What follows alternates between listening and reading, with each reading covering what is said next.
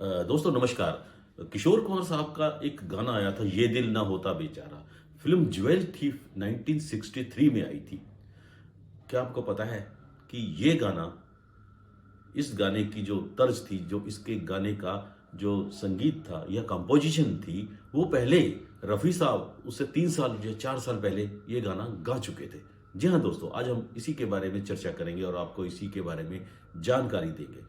1963 में एक फिल्म आई थी, ज्वेल थी। सुपर डुपर हिट फिल्म थी। गाने भी सुपर डुपर हिट थे। उसमें एक किशोर कुमार साहब का गाना था, ये दिल ना होता बेचारा, ये गाना था। तो उस गाने के बारे में थोड़ा आगे बढ़ते हैं। उससे पहले 1963 में गुरुदत्त साहब एक फिल्म बना रहे थे, बहारें फिर भी आएंगी।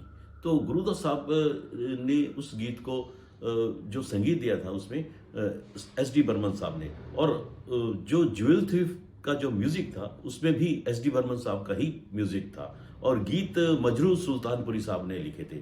और बहारें फिर भी आएगी उसमें जो रफ़ी साहब ने गीत गाया था वो भी मजरू साहब ने लिखा था, और एस डी बर्मन साहब का म्यूजिक था। फिल्म बहारें फिर भी आएंगी जब उन्होंने शुरू की, एक गीत रिकॉर्ड कर लिया रफ़ी साहब की आवाज़ में, टाइटल सॉन्ग था वो बहारें फिर भी आएंगी। तो हुआ क्या कि एक गाने के बाद एस डी बर्मन साहब की तबीयत बिगड़ गई। अ, वो बिस्तर पर चले गए थे, बेड पे।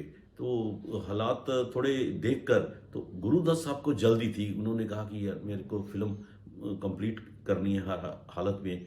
तो उन्होंने सचिन दा से बात की, तो उन्होंने कहा कि आप मेरे बेटे आर डी बर्मन से, पंचम दा से काम करवा लीजिए, वो बिल्कुल बढ़िया काम करता है। जैसा मैं काम कर रहा हूँ तो वैसा ही वो काम करेगा।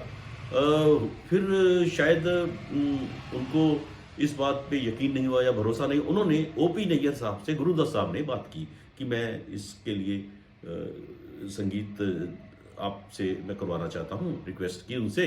तो ओपी नैयर साहब मान गए इसके लिए। उन्होंने गाने रिकॉर्ड किए सारे। तो हुआ यूं कि जो एस डी बर्मन साहब का गीत था, तो शायद किसी कारणवश वो ओपी नैयर साहब ने, या फिल्म में गुरुदत्त साहब ने, फिल्म में वो उसको नहीं रखा गया। फिल्म के गाने अच्छे बने थे, बढ़िया बने थे। तो रफ़ी साहब का वो गीत वैसे का वैसा ही फिल्म से बाहर कर दिया गया, फिल्म में नहीं लिया गया।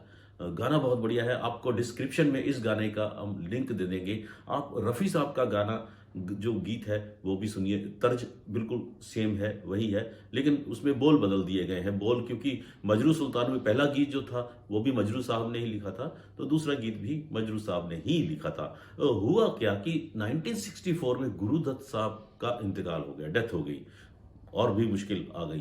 तो जैसे तैसे फिल्म को कंप्लीट किया गया और फिल्म 1967 में रिलीज कर दी गई। गाना जो रफ़ी साहब ने गाया था वो फिल्म में तो शामिल किया ही नहीं गया था। काफ़ी अरसे के बाद आर डी बर्मन साहब के मित्र हैं बादल भट्टाचार्य और मिली भट्टाचार्य, उनके पास वो गीत था, पड़ा हुआ था, उन्होंने संभाल कर रखा हुआ था, रफ़ी साहब की आवाज़ में जो गीत था। तो उन्होंने उस गीत को फिर रिलीज किया।